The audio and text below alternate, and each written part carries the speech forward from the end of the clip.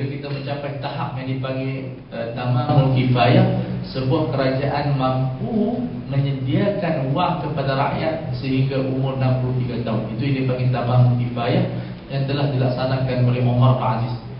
Pada zaman Umar bin Aziz ini, kita hidup-hidup tu sampai umur 63, insya-Allah kalau kita tak ada kerja pun dah ada kerajaan akan sediakan. Itulah matlamat ekonomi Islam, sehingga kita menyediakan kehidupan yang rafahiyah, kehidupan yang cukup dan mewah kepada rakyat. Itu bukan mewah melampau, tapi mewah yang mana insya-Allah selama kita hidup sampai 63, kita tak akan minta sedekah. Itu telah dilaksanakan di zaman Umar bin Aziz. Dan itu jihad ekonomi yang kita akan bincangkan besok insya-Allah. Baik, kelebihan jihad di laut. Ini tentera-tentera laut, orang yang berhadapan dalam gurau lautan lalu termuntah dan mati syahid mendapat pahala seorang syahid, dan orang lemah di laut mendapat pahala 2 syahid. Subhanallah. Kita nak kapal, siapa jadi pilot, siapa yang jadi nelayan, kalau mati syahid. Sebab tu ulama bahas tentang orang yang mati lemas, nak kena mandilah jenazah. Ada qaul dalam 2 qaulan dalam mazhab Syafi'i. Satu kena mandi lagi, sebab yang mandi itu mesti orang, dia tak boleh laut. Ada yang kata boleh, cukup dengan dia lemas tu dah mandi dah, sebab kias kepada Hanzalah yang dimandikan oleh malaikat. Jadi kalau kita tengok mayat tu suka dimandi, bolehlah bertaklid. Tapi di Malaysia kita fatwakan dia mandi, walaupun dia tenggelam dalam laut, kita mandikan dia. Jadi tapi pahala dia besar. Maknanya kalau kita nak kapal tu insya-Allah jadi nelayan, tapi dia pergi makan ganja pula, itu jadi masalah dia pula. Tapi katakanlah dia makan ganja, tetap dia mati syahid. Berlaku pertengkaran syahid di Mesir. Seorang pendari gelek, dia pergi tak nak kapal ni, kapal gelek, kapal makan ni. Di Mesir dia ada gelek. Gelek atas meja. Jadi satu orang perempuan ni mati tenggelam di laut, tapi bukan dia nak pergi gelek, perjalanan dia naik. Dia tak raju, dia cuti ataupun dia tak kerja tu, cuma dia naik ke kapal. Maka Syekh saya fatwa, orang yang mati gelek tu ke laut pun mati syahid. Orang dia banyak. Sebab dia kata kalau fatwa macam tu, baik kita pergi gelek semua. Kalau tenggelam kat laut pun dia syahid. Tak, dia kena bezakan. Masa tu dia bukan mati gelek pun. Sebab bahasa Hanafi kata apa? Dia ambil qaul daripada Hanafi. Walaupun katakan dia mati gelek, dia penggelek ke, dia itu orang berzina ke, tiba-tiba orang berzina tu dia mati dengan beranak, tetap syahid. Sebab kita melihat kepada dia mati sebab apa? Macam pramugari kan, dia akan arwah, dia akan apa semua tu, tiba-tiba kapal terlepas, tetap mati syahid. Yang kita pula minta haji lah macam tu, seronok lah dia pakai sesi mati syahid. Kita jangan kira macam tu, keadaan dia macam mana. Sebab dia bekerja sebagai pramugari, dia akan arak tu orang kata apa, sambilan dia. Tapi topik pramugari tu dia adalah dia serve orang. Sama seperti orang yang penggelek tu, dia bukan mati ketika gelek. Ada cuma dia pergi ke laut untuk menuju destinasi dia, kemudian dia tenggelam. Sama seperti orang yang berzina, dia beranak, kemudian dia mati syahid. Tetap diampunkan dosa berzina dia. Dan bukan nak menunjukkan kepada kita sebuah maksiat, cuma kita nak menunjukkan syahid ini satu benda yang sangat luas kepada orang-orang yang Allah berikan kepada mereka. Mudah-mudahan kita selamat daripada maksiat seperti itu. Kelebihan jihad di udara. Jihad di udara ialah jihad yang paling afdal. Qiyas. Sebab kalau di laut pun afdal, di udara lebih afdal. Kerana paling berisiko dan paling mudah terdedah kepada kematian. Jihad di udara ialah senjata yang paling utuh untuk mengalahkan musuh. Kematian pejuang udara terlatih lebih besar kerugiannya daripada pejuang yang lain. Sebab bila tembak mati musuh 1,000 orang yang tengok.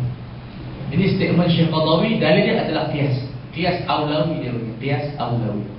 Malah di laut begitu mati syahid yang besar, maka tentera-tentera jet pejuang itu kalau dia meninggal, subhanallah, itu merupakan syahid. Macam tentera-tentera kita yang terlepas helikopter, maka diberikan insya-Allah ganjaran syahid, sama ada syahid akhirat ataupun di sini dimasukkan ma'rakah, tetapi kerugian mereka sangat besar. Di sini kita melihat jihad sudah berkembang sampai kepada udara. Ini satu benda yang penting dalam sebuah negara. Kita tahu macam mana jet-jet pejuang boleh membunuh musuh dengan angka yang begitu banyak. Kemudian kita melihat kepada bahaya tidak menyertai jihad. Kalau ada tentera di sini, semangat balik. Dia jadi tentera dekat Audi. Sebab kalau tidak ada umat yang berperang, yang berjihad, dia tidak menggambarkan kekuatan kita. Kekuatan kita pada tentera. Ulama dia ada peranan pentarbiahan, tetapi kekuatan sebuah negara itu pada jihad. Polis satu jihad yang besar. Mana polis dan tentera ini mereka mempunyai peranan yang untuk menggambarkan kekuatan sebuah negara. Cenderung membawa sikap juga berehat. Mana bila kita tak mau berjihad, maka kita ummah yang dipanggil ummah wahan, yang telah jatuh ke dalam lembah bumi. Hubbul wahan. Sebab itu kewajipan sebuah negara membimbing masyarakat sebahagiannya latihan tentera yang dibuat dalam negara-negara maju begitu. Habis SPM, latihan tentera supaya mereka ada semangat jiwa patriotik. Karena sifat menyintai negara itu adalah ibadah. Walaupun dalam disebutkan hadis itu bukan hadis hubbul watan minal iman, itu hakikat sebenarnya. Orang yang cintakan Allah, dia cinta negara. Dan kita mesti ada semangat patriotik mempertahankan negara daripada diceroboh daripada musuh. Berlaku dalam Palestin, semangat watani tidak ada. Dan kalau kita baca sejarah Palestin, salah umat Islam juga. Karena mereka telah menjual, sebagai orang Palestin telah menjual tanah-tanah mereka kepada Yahudi dengan harga juta-juta pound. Masa tu pound pun. Dulu yang duit besar pound. Lepas tu piramid pun pound, 2 pound, 3 pound. Ini musai kotak 5 pound. Pada inilah Ahmad Nisfu 5 pound. Kisah Ahmad Nisfu. Jadi kita tengok masa itu orang Palestin sendiri jual tanah mereka. Ini yang punca di antara. Masa tu orang Islam dah tak tanya apa. Dan mereka lari ke London, ke Australia, ke Kanada. Itu punca sebab tidak ada hubbul watan. Dan kita mesti tanam semangat patriotik ni dalam jiwa anak-anak muda. Tapi dah tak ada dah. Tinggal lagu Sudirman lah. Itu je semangat kita. Faham? Dikuasai ketakutan, cinta kepada dunia, benci kepada mati. Ini yang bahaya. Kemudian punca kejahatan umat, sama ada individu dan kumpulan. Bila tidak ada jihad, tidak ada tentera di sana, semangat ketenteraan dah tidak ada. Inilah 4 benda yang menggambarkan umat kita. Sudah cinta kepada dunia, dan cinta kepada dunia adalah Ra'sul khati'ah. Segala kesalahan berpunca kepada hukum dunia. Kita bimbang. Di zaman sekarang kita agamawan, kita sebagai siapa-siapa sahaja dibimbangi, kita dimasuki tentang dunia. Sehingga semua orang menjadikan agama sebagai batu loncatan untuk membina dunia mereka. Dan ini bahaya yang dibincangkan oleh Al-Imam Ghazali rahimahullah, yang disebut sebagai hubbul jah. Semua gila popular. Dan dalam tasawuf kita popular itu dia ada datang, tapi kita tidak hub, kerana ia menjadikan hati kita kotor dan kita menjadi orang yang lemah. Sebab itu di dalam kitab Imam Ghazali Al-Ahya perlu kita kaji balik hubbul jah. Dia bagi gila-gila, sangat bahaya, yang menyebabkan kita ini lupa kepada Allah Azza wa Jalla. Sebab mesej kita adalah dakwah, mesej kita adalah mengajak orang kepada Allah. Bukan kita nak bina grup kita, bukan kita nak bina nama kita, bukan kita nak bina kita punya mazhab kita, nak bina tim kita. Ini kumpulan itu, kumpulan itu adalah matlamat yang salah, tersasar daripada matlamat kita menyeru kepada Allah.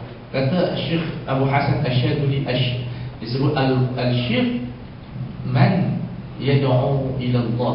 Syekh siapa yang mengajak kepada Allah, bukan mengajak kepada diri. Bila kita ditimpa penyakit ini bahaya. Kita membina kumpulan-kumpulan yang ta'assub dan akhirnya kita menjadi lemah.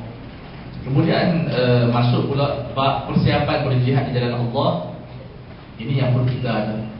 Dan kita tengok Masya Allah, Syekh Qaradawi telah memberi kita lebih kurang 7 jalan gitu. Dan semua wajib terlibat. Yang pertama, persediaan ketenteraan. Ini sudah lepas PM memang kena ada. Dan kita kena bagi semangat. Di sekolah kita ada satu benda dia berlaku apa? Tidak keseimbangan. Apa maksud tak seimbang? Semua nak tunjuk pada hidup. Semua jadi akademik. Kemahiran tak ada. Kalau boleh anak